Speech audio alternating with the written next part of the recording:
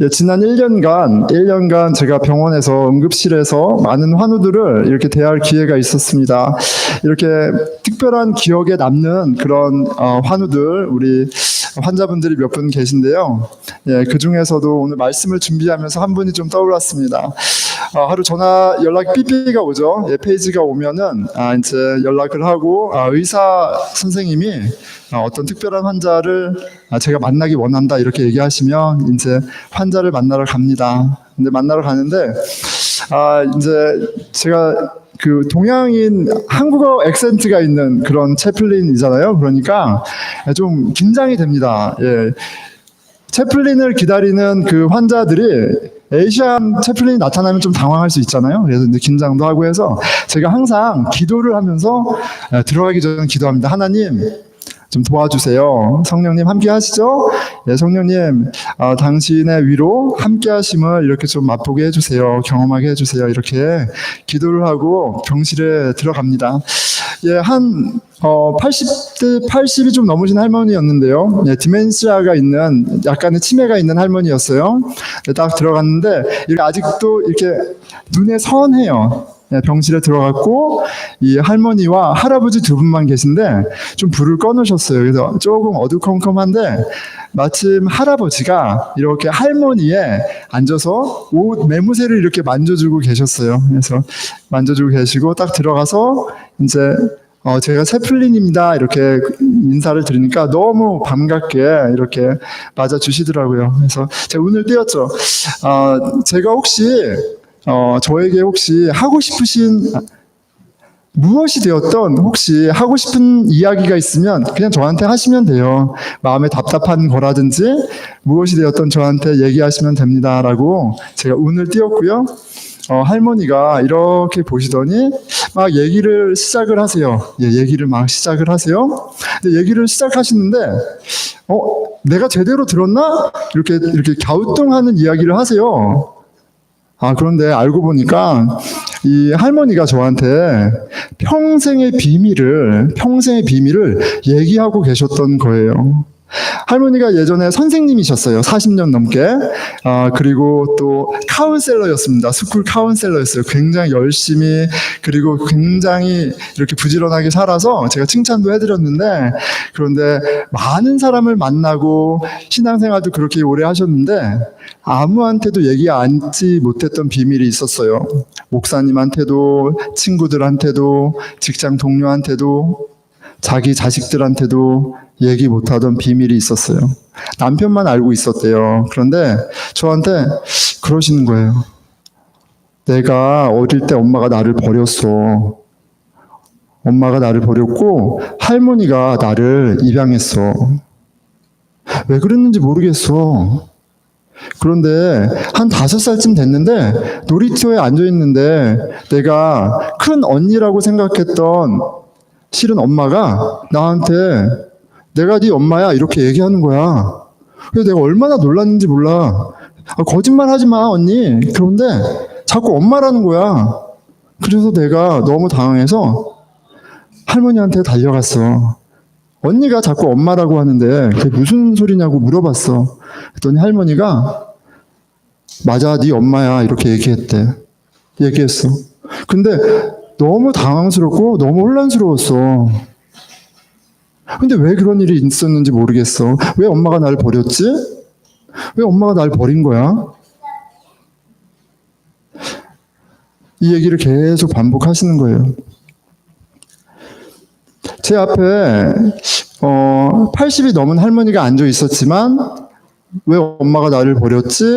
이렇게 질문하는 그 할머니는 그냥 5살짜리 갑자기 엄마가 나를 버렸다는 갑자기 할머니가 엄마가 아니었다는 걸 알게 된 그 당황스러운 소녀가 앉아있는 것처럼 보였습니다.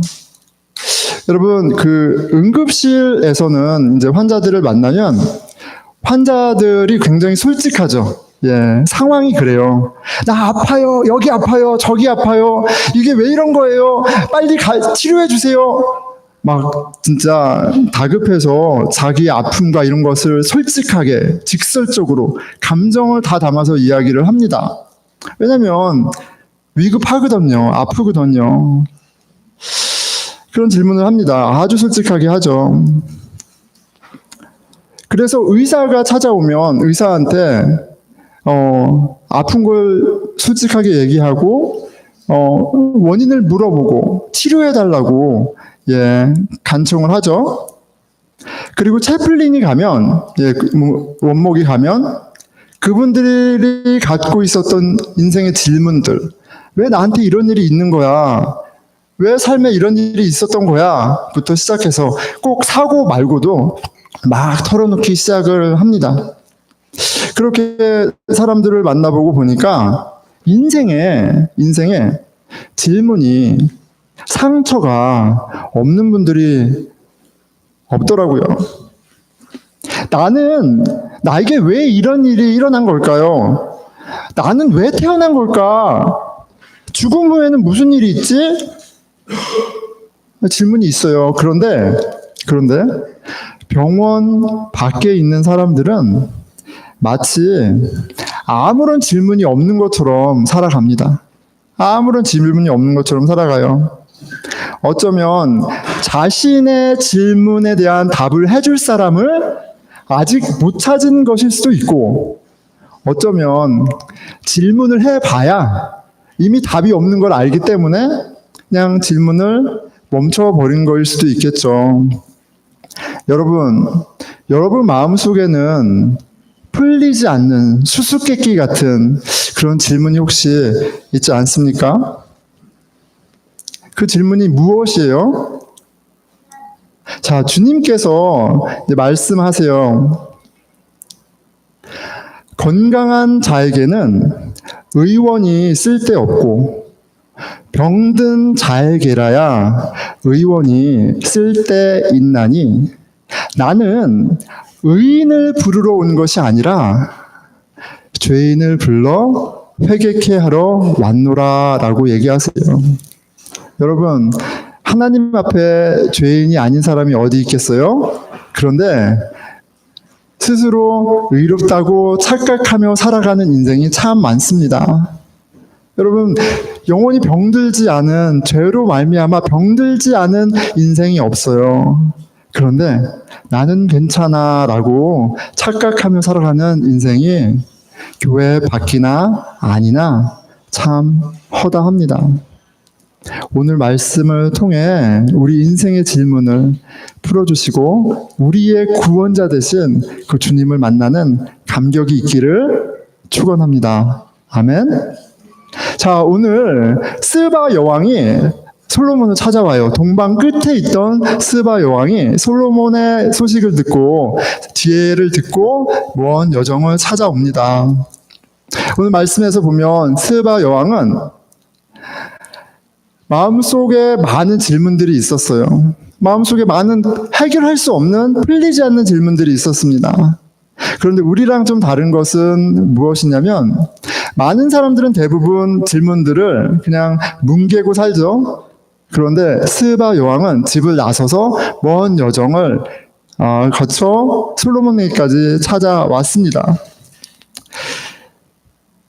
그 마음에 있는 것들을 물어보죠. 마음에 있는 것들이라는 히브리어는 히닷이라는 단어인데 이것은 수수께끼라는 뜻이 있습니다. 정말 풀리지 않는 굉장히 근본적인 질문들, 어떠한 것이라고 생각할 수 있어요. 여러분, 수수께끼와 같은 삶의 질문들이 있지요. 인생은 무엇인가?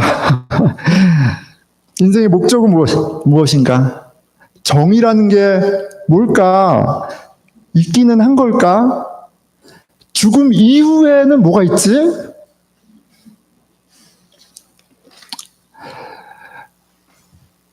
솔로몬은 모든 질문에 답합니다. 솔로몬이 몰라서 대답하지 못한 것이 없었더라. There was nothing hidden from Solomon that he could not explain to her. 다 설명해 줬어요. 스바 여왕은 솔로몬의 지혜에 감탄하죠.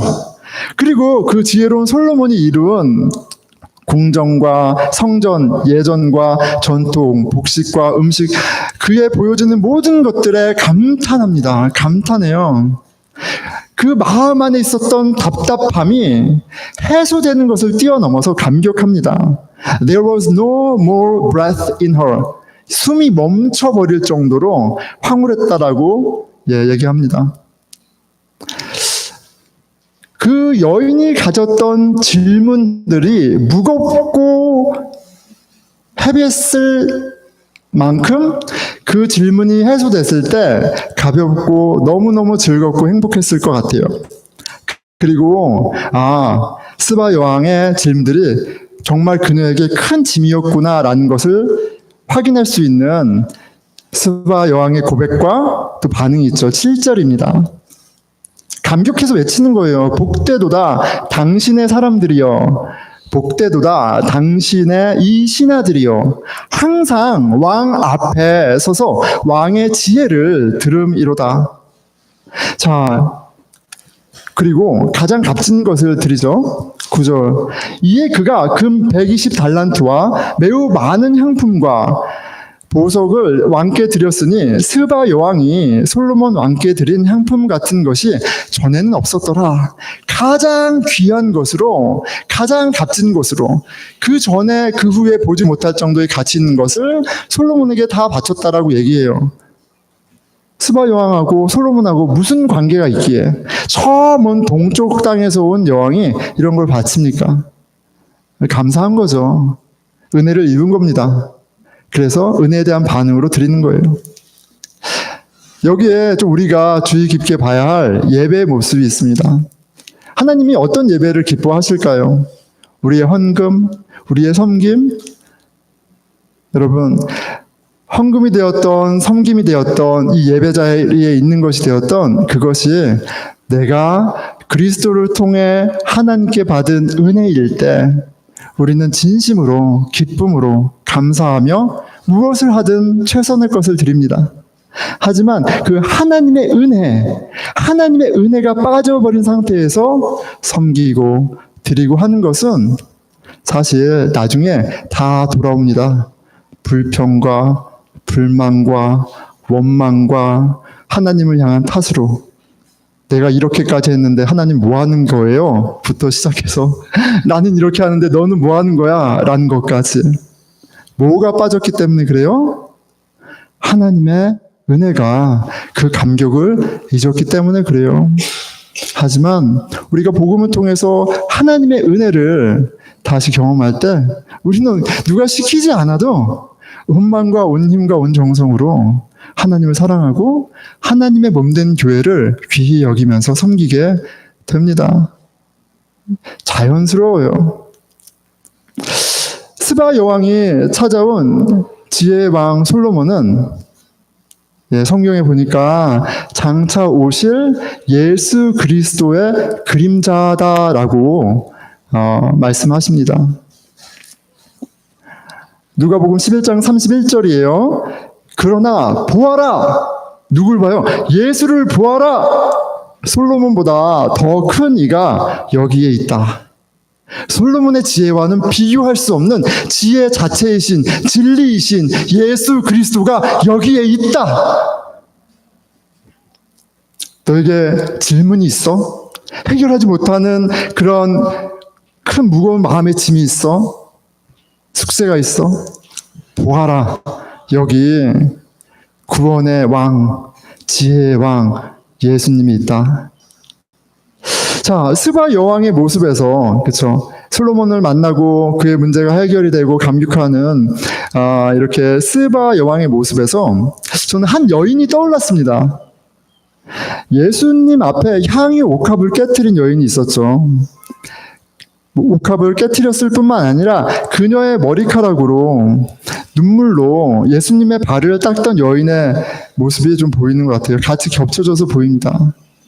두 여인이 경험한 구원의 감격은 온 마음과 정성, 진심으로 예배하게 합니다. 자, 이 스바 여왕은 이방인이었어요. 그런 면에서 이 죄인 향유 옥합을 깨트린 여인과 같습니다. 무슨 말이냐면 아무리 여왕이고 아무리 큰 군대를 갖고 있고 아무리 많은 것을 가지고 있어도 이스라엘 하나님의 백성이 아니면 죄인인 거고 심판받는 거예요. 바리새인의 조롱을 받았던 그 동네에 죄를 지은 한 여인, 이렇게 써 있습니다. 그 여인과 다를 바가 없죠. 우리 그 여인으로, 죄를 지은 여인으로 좀 가보면 이 여인은 어떠한 질문을 갖고 하나님께, 아니 예수님께 나아갔을까 한번 생각해 보았습니다. 무엇이었을까? 주님, 저는 왜 태어났어요? 질문할 수 있죠. 근데 이렇게 할 수도 있을 것 같아요. 주님, 내가 유대인만 아니면 내가 이렇게 하는 거 죄도 아니고 사람들의 멸시도 안 받고 조롱도 안 받고 나 그냥 살 수 있는데 왜 하필 나를 유대인으로 만들어서 나를 이렇게 힘들게 살게 하세요? 나는 이제 구원 못 받는 거예요?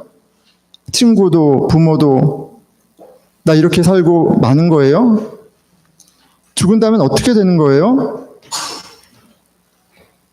여인의 질문은 알 수가 없습니다.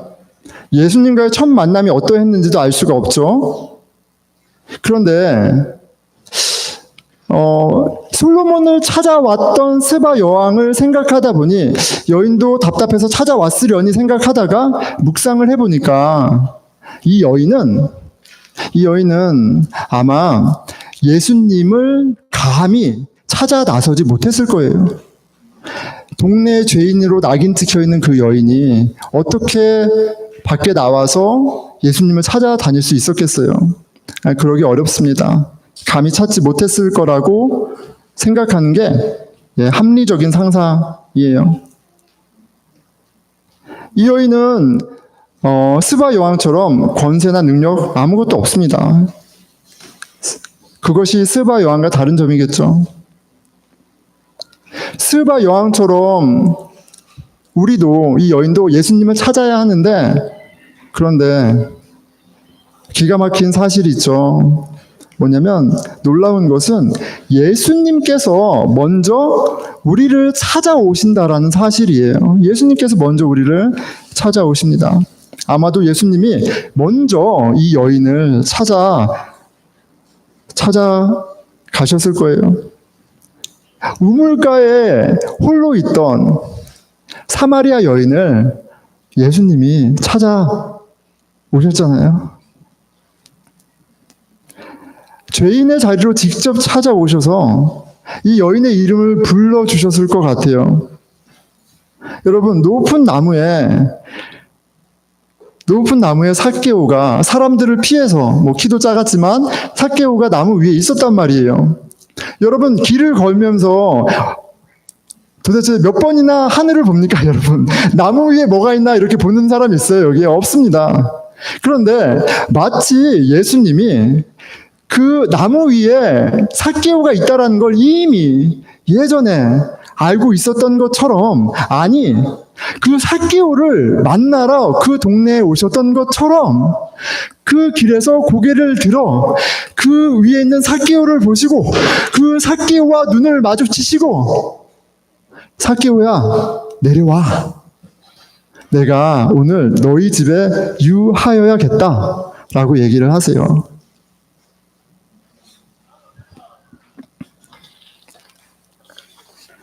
여러분, 향유 옥합을 깨트린 그 죄 많은 여인, 집 안에 웅크리고 앉아 있는 여인이 보이는 것 같아요. 그런데 그 동네에 죄를 지은 이 여인을 예수님이 찾아가셔서 이름을 부르시고 말씀하시는 거예요. 얘야, 내가 너를 안다. 내가 너를 알고 내가 너와 함께하기 원한다. 너는 하나님의 사랑하는 딸이야. 너는 하나님이 사랑하는 아들이야. 내 누이요, 내 가족이야. 여인은 예수님을 만났습니다. 그리고 자신을 찾아오신 예수님이 그녀에게는 구원이었어요. 그녀에게는 이제 예수님만 보입니다. 예수님만 보여요. 누가복음 7장 38절이에요. 바리새인의 집에 왔을 때 이 여인이 예수님을 찾아왔죠. 예수의 뒤로 그 발 곁에 서서 울며 눈물로 그 발에 적시고. 여러분, 도대체 예수님의 발을 적실 정도로 눈물을 흘리려면 눈물을 얼마나 많이 흘려야 되는 거예요? 눈물이 주르르르르르 흐르고 있는 거예요. 한없이 흐르고 있는 거예요. 눈물로 발을 적시고 자기 머리카락으로, 여인에게 머리카락은 영광이요 아름다움이에요 자존심이에요. 근데 그 머리카락으로 예수님의 발을 닦습니다. 그리고 입 맞추고 향유를 부으죠. 한 번 한 게 아니라 오시자마자 들어설 때까지 계속 옆에서 그렇게 예수님을 영접했다라고 얘기합니다. 여러분, 누가 시킨다고 이렇게 할 수 있을까요? 더군다나 동네 죄인으로 낙인 찍혀서 고개를 들고 다니지 못하는 여인이 어디서 용기가 나서 구원의 감격으로 하나님만 보입니다. 그리고 온 마음과 온 힘과 온 영을 들여 하나님을 예배하고 있어요. 이게 어떻게 가능했는지 47절에 이렇게 나와 있습니다. 그녀의 사랑함이 많음이라. 죄사함을 많이 받은 사람은 많이 사랑해. 그녀의 사랑함이 많음이라. 하나님에게 받은 은혜가 너무 컸기 때문에 그녀는 그 죄사함의 은혜, 그 사랑으로 이렇게 반응하고 있습니다. 이 여인만이 아니죠. 주님의 부름을 받는 죄인들은 삭개오처럼 감격합니다. 급히 내려와 즐거워하며 영접하거늘 내가 불의로 얻은 것이 있다면 4분의 1로 갚겠다. 이렇게 선언하기도 하죠. 그리고 하나님은 이곳에 하나님의 나라가 임했다. 아브라함의 자손이다. 이렇게 선언하십니다. 구원을 선언하십니다. 즉각적인 구원의 경험은 이런 감격으로 나타납니다. 내 이름을 부른다는 것, 그리고 내 집에 와서 머문다는 것은 나의 가족 되시겠다는 의미죠. 내가 어쩌지 못하는 죄의 문제, 이미 포기해버린 마음속의 모든 질문들이 예수 앞에 그 수수께끼가 풀려요. 내 마음을 나보다 더 잘 아시는 주님이 나를 이해하시고 내 인생의 모든 수수께끼를 풀어주십니다. 그 짐이 컸으면 컸던 것만큼 그 자유함이 너무나 크고 기뻐 춤추게 됩니다. 여러분, 마음속의 깊은 곳에 질문이 있으신가요? 그 질문에 대한 답을 찾아 여러분 예수님을 찾아보셨어요? 왜 이런 일이, 왜 나를 찾아오셔서 나를 찾아오셔서 내 인생의 답이 되신 예수님을 만나셨습니까? 그 예수님을 만나는 그 구원을 경험하는, 그리고 그 구원이 우리로 하여금 매일매일 감사의 삶을 살게 하는 일이 있기를 축원합니다. 아멘? 네, 아멘이에요.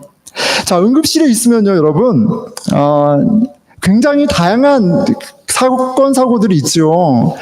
많은 병자들을 보게 됩니다. 잘리고 다치고 아픈 사람들을 많이 보게 됩니다. 어떻게 이런 환자들을 보는 직업을 갖지? 의사들을 보면서 경탄하게 돼요. 간호사분들을 보면서 존경하게 됩니다.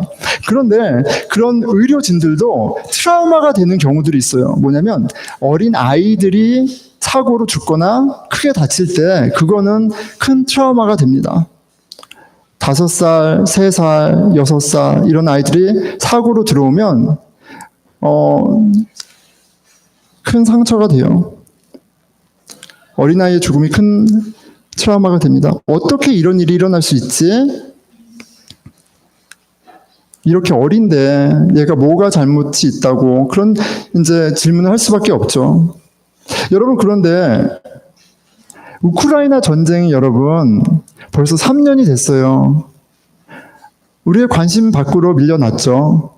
지금도 수백 명, 수천 명이 죽거나 다쳐 나가지만 그 숫자가 별로 우리한테 의미가 없습니다. 그런가 보구나 익숙해졌어요. 그런데 여러분, 만약에 그곳에 우리의 자식들이 있다고 한번 생각해 보세요. 만약에 제가 그곳에 가 있다면 저희 아이들은 어떤 생각을 할까요? 왜 우리 아빠가, 왜 이 전쟁이, 왜 이런 고통이 질문하게 되죠. 내 가족의 일이라고 생각하면 머리가 아찔합니다. 생각하고 싶지 않아요. 불의와 고통, 죽음 앞에 이 세상을 가득 채우고 있는 불의가 있음에도 우리는 눈을 감고 삽니다. 너무 고통스러워요. 너무 이해할 수가 없어요. 답이 없습니다. 큰 수수께끼예요. 인간의 일생에 질문이 없는 것이 아니라 여러분에게 질문이 없는 것이 아니라 우리는 질문을 잊고 살아갑니다. 답은 없고 고통스럽기만 하기 때문에 그래요. 그리고 실제로 인간의 뇌는 고통스러운 거는 우리 살아야 되니까 셧다운합니다. 고통스러운 기억은 셧다운해요. 셧오프합니다. 트라우마를 더 생각하지 못하도록 연결 스위치를 자동으로 끄게 되어 있어요. 살아야 하기 때문에 잊고 기억하지 못하기 때문에 살 수 있습니다. 하지만 기억하고 잊지 못하고 해서 그 상처가, 그 트라우마가 없어진 게 아니에요. 오늘 살아가는 내 삶 가운데 긴밀하게 아주 직접적으로 영향을 줍니다. 현실을 왜곡하는 그런 원인이 돼요. 5살 때 강아지한테 물린 아이가 그 강아지한테 물린 거는 잊어버렸어요. 그런데 평생 개를 무서워하거나 개를 싫어하면서 사는 거예요. 여러분, 누군가를 혐오하고 미워하고 어떤 상황에서 분노가 일어나는 감정들, 그냥 내가 기복이 좀 심한가가 아니에요. 그 안에는 내가 지금은 기억하지 못하고 있지만 풀지 못하는 그런 트라우마라든지 그런 과거가 있기 때문에 그런 것들이 다 나타나는 거예요. 수원에서 우리 장인어른하고 얘기하면서 너무 기억에 남아서 몇 번을 얘기 드리는지 모르겠지만 다시 한번 나누면, 수원에서 목회를 너무 잘하신 목사님이 이야기를 하시는 거예요. 우리 장인어른도 목사님인데 목사님이 인정하는 목사님이세요. 너무나 검소하시고 은퇴하실 때도 아무것도 안 받으시고 하여간 너무 목회를 잘하셨어요. 많은 사람을 구원했어요. 그런데 따님이 넷 있는데 다 결혼을 안 하셨어요. 엄마처럼 안 산다고 결혼을 안 하셨대요. 많은 사람을 구원하고 많은 하나님의 일을 했는데 딸들은 왜? 도대체 왜 하나님은 이런 상황을 만드셨어? 우리 엄마는 왜? 도대체 딸들의 마음에 맺힌 게 질문이 무엇이기에 그럴까라는 생각을 합니다. 한 어머니가 이제 막 20살이 된 무남 동료예요. 딸이 하나입니다. 딸인데 갑자기 심장마비로 죽었어요. 연락이 안 돼서 911이 연락해서 가서 문을 따고 들어갔는데 아이가 이미 하나님 품으로 돌아갔습니다. 너무나 가슴이 무너지는 일이죠. 달려가서 딸을 보려고 하는데 911 분이 얘기하는 거예요. 보지 않는 걸 권한다. 딸의 마지막 모습을 보는 걸 텐데 딸의 마지막 모습이 아름답지 않다. 너무 안타까우니까 안 보고 보내주는 걸 권한다라고 얘기하셨대요. 여러분, 그런데 그 여자분이 굉장히 신실한 그리스도인이셨어요. 교회를 위해서 엄청 헌신하시던 분이었어요. 그러니까 그분의 그런 일을 보면서 제가 너무 혼란스러운 거예요. 너무 괴로운 거예요. 제가 도대체 어떤 말을 해야 될지 모르겠는 거예요. 영생도 믿고요, 부활도 믿고요, 하나님이 선하신 것도 믿고요, 복음도 믿는 분이에요. 하지만 그런 사건은, 그런 죽음은 오리무중이에요. 왜 이런 일을, 어떻게 이런 일을. 제가 너무 당황스럽다 못해 고통스러웠던 기억이 있습니다. 그런데 수년이 흘러서 제가 만날 기회가 있었어요. 근황을 나누고 이야기를 하는데 그분이 갑자기 예전에 뉴스 인터뷰에서 되게 이상한 인터뷰를 본 거가 있다면서 얘기하세요. 뉴욕에 살인사건인데 굉장히 엽기적인 살인사건이었어요. 초등학교 1학년 아이가 학교를 갔다가 사라졌어요. 그런데 며칠 만에 아이가 죽어서 발견됐어요. 굉장히 안타까운 모습으로. 그래서 그 뉴욕이 난리가 났었습니다.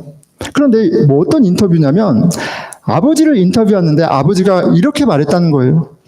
그 아이는 하나님이 그렇게 부르셨다. 너무 이상하잖아요. 너무 이상하지 않아요? 아니, 금쪽 같은 자식을 잃었는데 그 아이는 하나님이 그렇게 부르셨다. 너무 이상한 인터뷰입니다. 만약에 믿음이 그런 거라면 너무 이상한 믿음이고 너무 싫어요. 그게 저 첫 번째 반응입니다. 아마도 그 여자분도 그 인터뷰가 그렇게 이상해서 그렇게 기억에 오래 남으셨던 것 같아요. 그런데 그 인터뷰 얘기를 하시면서 저한테 목사님, 근데 제가 얼마 전에 기도를 하는데 하나님이 저한테 그 아이는 내 것이다 라고 말씀하셨대요. 그 아이는 내 것이다. 하나님, 그게 무슨 말씀이에요? 내 것이다. 그 말씀을 듣고 나서 이 어머니가 갖고 있었던 마음의 짐과 괴로움과 한탄과 원망과 이런 것이 한 번에 테이크 어웨이 됐다고 해요. 여러분, 제가 1년, 2년 죽음을 많이 대하고 죽음에 대해서 기도하고 믿음을 갖고 씨름하는 이 여정이 없었더라면 전 이렇게 생각했을 것 같아요. 자매님, 그렇게라도 생각해야 위로가 되죠. 그렇게라도 생각해야지 살 수가 있지요. 라고 속으로 생각했을 것 같아요. 그런데 제가 아멘 그랬습니다. 아멘.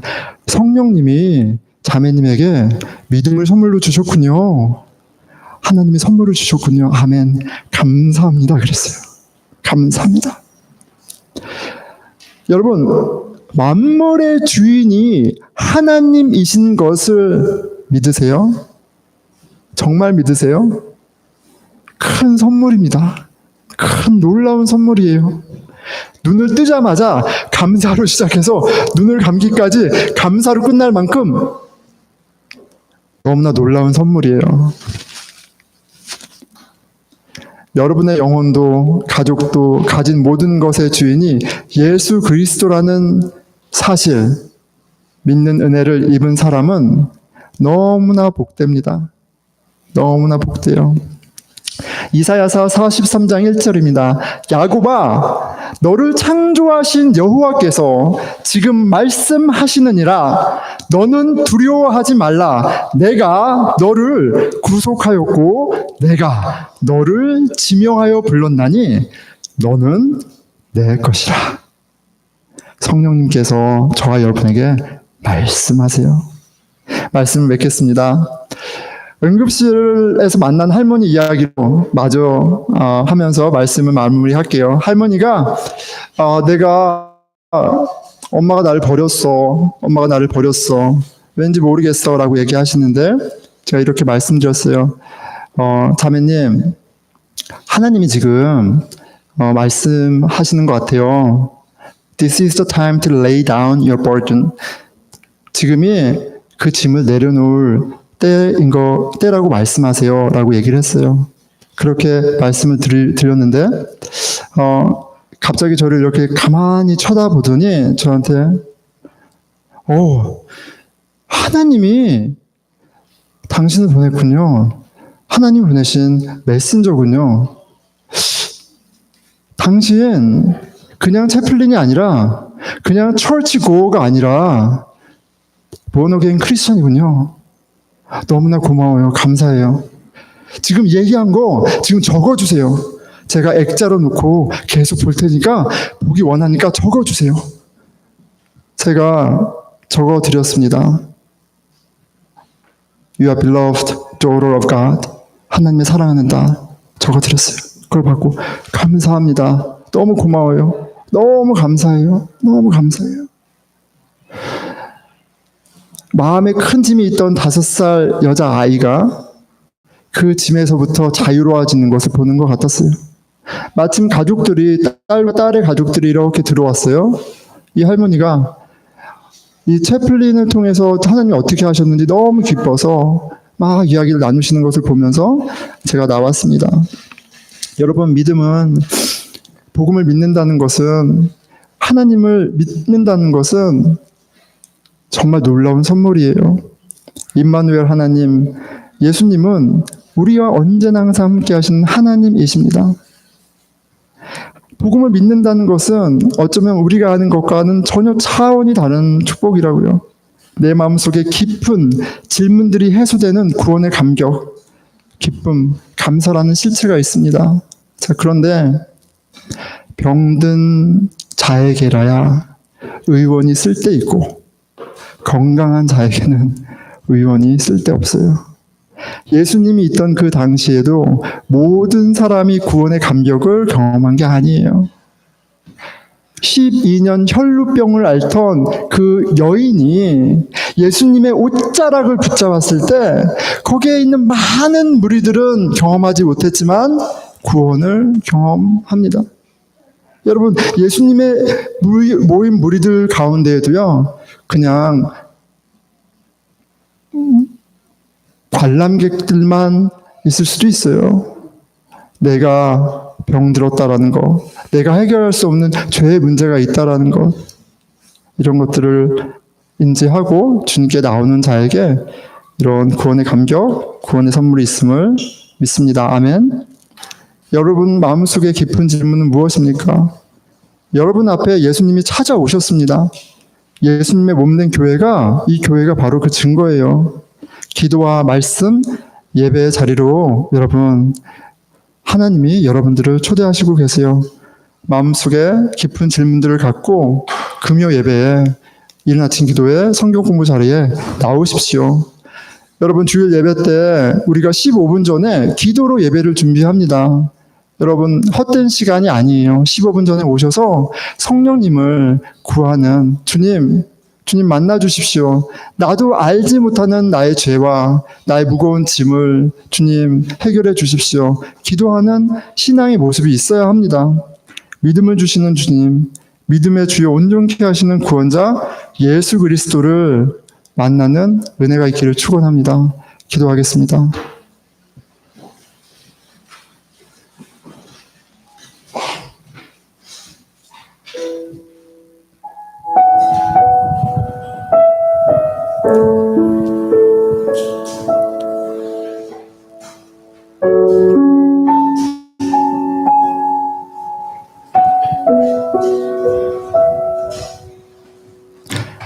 여러분, 예수 안에서 우리를 하나님의 자녀로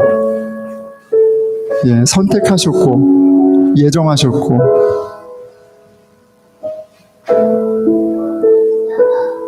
우리를 자녀 삼으셨습니다.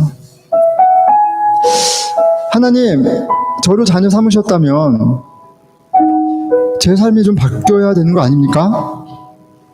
하나님이 살아계시다면 주님, 왜 이런 일이 저한테 있는 거죠? 하나님, 정말 살아계신 거 맞습니까? 여러분, 풀리지 않는 질문들, 고통이 있지 않습니까? 그걸 갖고 당신 앞에 쓰기를 원하십니다. 우리 각자 잠깐 기도하겠습니다. 이 하나님 아버지, 주님 인생에 넘치는 불의와 해결할 수 없는 고통과 아버지 악함이, 그것들을 보는 것이 너무나 괴롭습니다. 아버지, 내 안에 있는 악함과 더러움을 마주하는 것도 너무나 벅찹니다. 주님, 창조주이시고 선한 뜻으로 주관하시는 주님, 알려주십시오. 당신의 뜻을 알려주십시오. 당신의 살아계심을, 복되심을 주님 알게 해주십시오.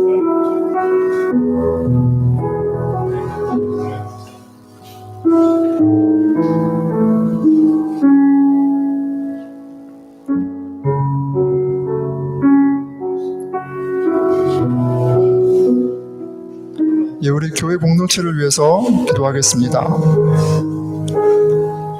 우리 보스턴 늘푸른 교회가 일주일에 한 번 그저 왔다 가는 종교 생활을 하는 그런 교회 되지 않게 해주시고, 우리 영혼의 질문들, 이 죄의 문제들, 병든 영혼들이 치유함을 받고 해소가 되고 구원을 경험하는 성령 충만한 교회 되게 해주십시오. 우리 같이 교회를 위해서 기도하겠습니다. 예, 하나님 아버지, 주님 살아계시고 주님의 몸된 교회로 아버지 주님 저희를 부르셨습니다. 아버지 주님의 생명이, 아버지 주님의 구원이 아버지 이 공동체 가운데 경험되어질 수 있도록 성령 역사하여 주시옵소서. 주님께서 직접 말씀하여 주시고 주님이 직접 붙들어 일으켜 세워 주시고 아버지 주님이 그 다친 곳을, 아픈 곳을 사랑으로 싸매어 주시옵소서. 주님의 살아계심과 생명 되심과 구원 되심을 아버지 계속 경험하는, 누리는 공동체 되게 하여 주시옵소서. 네, 우리 함께 다 함께 일어나셔서 찬양